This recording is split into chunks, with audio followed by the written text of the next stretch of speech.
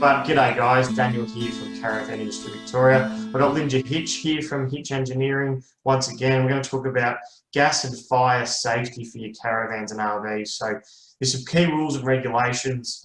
Probably the catch over it right from the start is all gas work must be done by a certified plumber. So anything to do with LPG and the like needs to be done with plumbers. So we're going to have a chat about a few topics as I read my notes here, Linda. So we're going to talk about particularly Annex is probably the first one.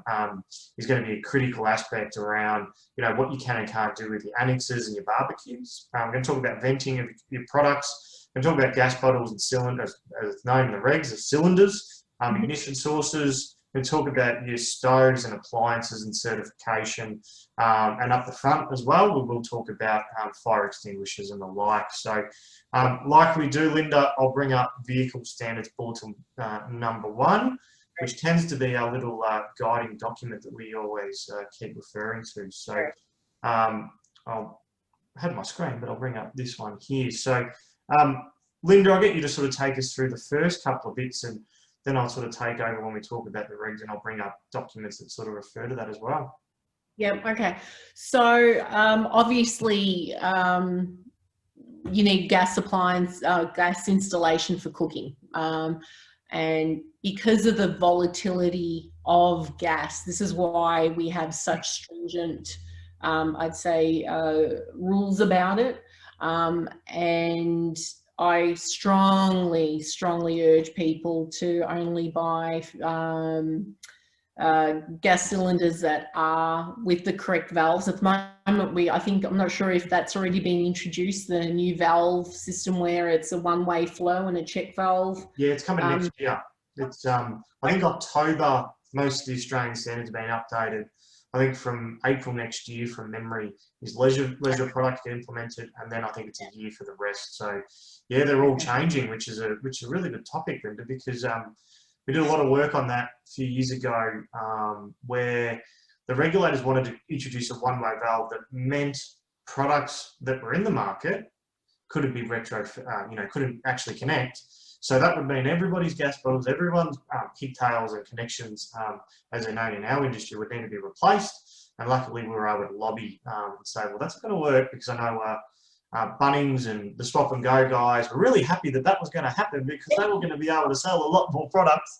But from an industry and a practicality from a consumer, that got sort of hit on its head because of just the practicality nature. But there's been a lot of incidents with gas and gas bottles, particularly at home with barbecues. So got to be really careful about that stuff. So that's why they're trying to replace those valves, and even some of the connections have got the little rubber ends on them. They've been dropping off and falling into the gas bottles, and then creating carbon monoxide and whatever the technical gas term is around the what it creates. But it creates a chemical reaction that can then deteriorate your gas bottles, but also your pigtails and everything else. So it's very dangerous. It's probably the best way. Why all the caravan manufacturers have the correct LPG installation. So you'll find that when you buy your caravan, it will have both an electrical certification and a gas certification. And it means that the installation provisions for your gas cylinder is correct and sound, and that you will not have any leaks going from the cylinder through to your cooking appliances, which is obviously critical. There is quite a few regulations relating to the gas within AS standard 5601. And obviously the main ones you'd be looking at to make sure that the gas bottle cylinder is correctly secured, and under no circumstance can they be inside of the caravan. It cannot vent inside the caravan. It all needs to be external, and that there's no way of any gas leak to come into the van. Again, corrosion resistance is another one that they want to make sure. Water obviously needs to be resistant to that. They want to make sure that all the fittings are correct, again, so you don't have a leak. So there's a gamut of things that's covered, which is why obviously the manufacturers will call in a licensed plumber to get all that certified and make sure that you. So I know in this standard it sort of talks about AS 5601 2004. Yep. Now this has been updated numerous times, and there's actually 2 regs in 5601.1 and point 2, and point 2 sort of covers transportable vehicles, which covers us, but also covers boats as well. So there's been many an update. Australian standards get updated every couple of years, so it's continually evolving. And we'll sort of talk more about that as we sort of go along. But while we're here, we probably should talk about fire extinguishers, Linda, and the importance of those, and why you need to have them. Probably is the best way. Absolutely. So some of our listeners, I don't think are aware, but fire is probably one of the greatest issues that we have with motorhomes and caravans. So the fact that this is mandated, you must have a fire extinguisher that is one that's rated to AS, what is it, 1850 or something like that, which is specific for portable homes. So the criticality is it needs to be present, and it needs to be within reach, and it needs to be visible. If it is behind a compartment, it needs to be, there needs to be some type of signage to say that's where it is. And it needs to be mounted correctly, and it needs to be within 1.2 metres from the caravan or motorhome floor, not from the ground, from the floor. And again, I think it's worth even mentioning now by law that you need to have smoke detectors as well. So if you have an old caravan, I'd be strongly urging people to go get smoke detectors, and the same way you change the ones in your house, do so in the caravan as well. Yeah, correct. They are critical aspects for safety, no different to anyone's home. Now I'm probably going to get a little bit serious here, Linda, with what I'm just about to talk about with gas and the importance of it. For some people that may have heard it in the past, but there's been a number of deaths, and particularly family deaths, to do with gas. The common one that people know of is the carbon monoxide poisoning, and that can happen. And the old heaters, the wall heaters as they were known, they emit carbon monoxide if you don't have the appropriate venting. And that has no smell. That's what's so dangerous about it. You cannot detect carbon monoxide. LPG, you can smell it. Yeah. It's evident. But carbon monoxide, you can't. And that's what's so dangerous about it. Yeah, and that's why there's some critical regulations. But of recent times, and even last year, or actually it might have even been this year, it's been a crazy year with us all in lockdown and the joys of COVID-19. But one that happened recently was a family was in a tent that was over in WA, and they used the little cookers and the like, and a portable, I think it was a fridge, and that had flues and stuff like that emit carbon monoxide, and they had the tent sealed up, and unfortunately they passed away because they didn't know that it was emitting carbon monoxide. So these things are really serious, guys, and as I said, I'll get a bit serious. We try to keep it a little bit lighthearted, but this is a very, very important topic about what you do and how you use your products. And this is why I think ventilation is so critical. I find a lot of questions coming back to me about why do we need vents on the roof? Why do we need rotary vents? Why do we need hatches? Why do we need openable windows?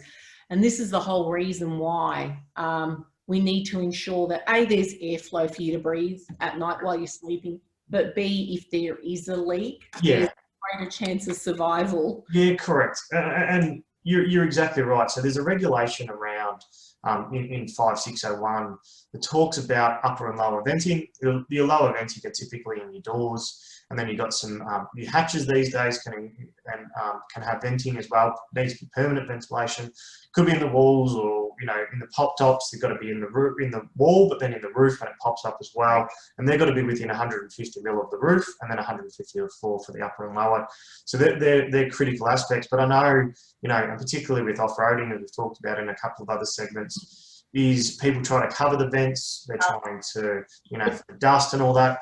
I get it, guys, but the important aspect, and there's a number of systems now being developed to keep the dust out, but that venting is critical, and you can't put a dollar value on life, but that key venting and keeping them clear. And that's why now on the venting, there's some labels that says whatever the saying is, you know, it must remain unrestricted and all that sort of stuff. So, you know, the thing with your door, if your mesh door gets blocked, you know, you might put dirt or anything in there, or you might put something over it, you know, a curtain or something to block out the light. It's got to be clear. It's just got to be clear. I can't probably stress it enough from the stories and the things that we've been involved in. It's very, very challenging topic around gas, and it's dangerous, probably the best way.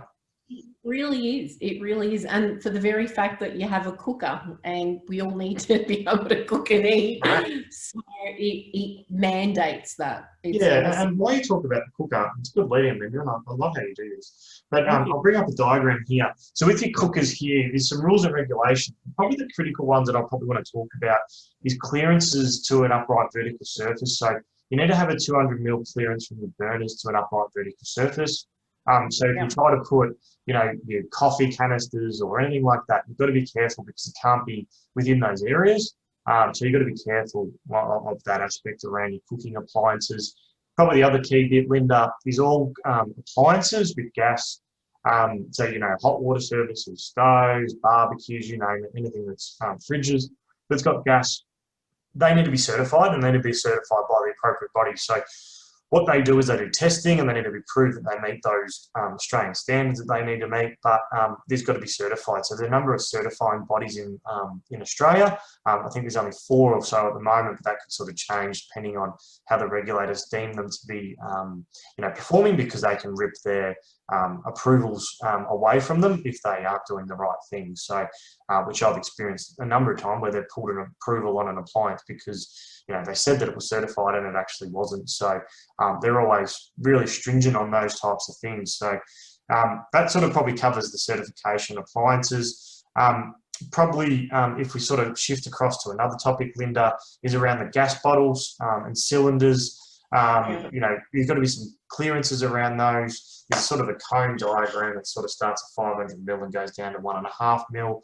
Sorry, 1.5 mil. That's not very far. 1.5 meters wide. So, you know, there's a big cone clearance. So probably what we want to say about that is that means that any ignition source can't be within that zone. So electrical equipment or anything. So if you're going to add things aftermarket, you have to be really careful of those items that you put in. And it's an easy oversight. People would think, oh yeah, I can just connect this, put it up on the drawbar. I need to add extra weight on the drawbar. It should be right next to the gas cylinders. Well, no, because again, it comes back to trying to protect the health and safety of you and your family. And all it takes is one ignition source and a slow leak and kaboom, you know.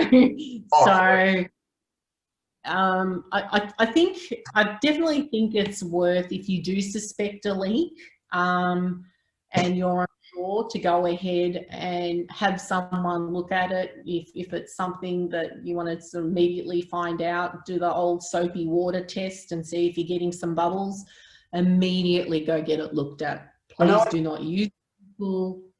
Yeah, correct. I know in the regs it sort of talks about every 2 years, or even some appliances are every year you should be getting them checked to make sure they're right. So, you know, we sort of say refer to your manufacturer's instructions, but also you know, I know, you know, you get the brochures and you get the wads of brochures with your caravans. You get one for the stove and the fridge, but these are the types of things that you need to be careful of, because something goes wrong with these things, they can really do some damage.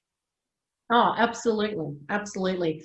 And I think it's worth mentioning that over time things can degrade. If you don't have a stone guard, you might find some chips on your cylinders, or a hose has been marred by a piece of gravel that's shot by and severed something. So things can deteriorate. So it's very much in your best interest to make sure you're on that, and just give it a quick look. You know, that couple of seconds can save you a lot of pain. Yeah, correct. So probably the last one, we sort of probably talked about it early, was annexes, barbecues, and the regulations around those. So sort of how I describe it from my time in industry, I think it was around 2010, they introduced some new regs around, and how it was known at the time is that a fridge, and the 3-way fridges with the gas, electrical, and the 2 elements electrical, 12 volt 240, they used to be what's known on the door side of the caravan, so your sort of entry side. And then that area, the fridge would then exhaust into your annex area. That's sort of how they determined it.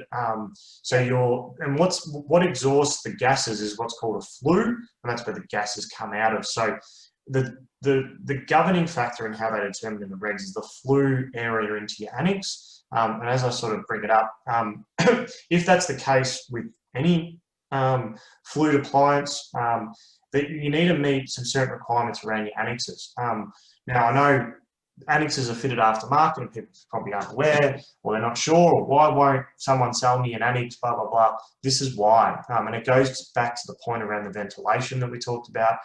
In essence, it needs to have two permanent sides open is sort of how they determine it. So you can sort of see here how it flows through. Or if you've got one side open, you need to have some clearance around. And these are going to be permanent ventilation. They're not, oh, it's okay. We'll do it later. No, it needs to be permanent. So you could have 30% here as it's sort of talking about. You can have windows, but then you still need to have the 30% of the remaining walls, I think is the determination there. So the reason why it needs to be permanent is purely because people can forget to unzip the window screen to allow that flow to happen. So I know people sort of, oh, I've got this, I've got that. So there's probably, something that we always say to people. This relates to gas regulation. So if you don't have a gas fridge that emits flue and gases, then you're fine. The regulation doesn't apply. So then how people want to go about, if they don't use gas and all that sort of stuff, you've probably got to have a proof because it could be just switched over at any time. So you've got to be careful of that sort of stuff.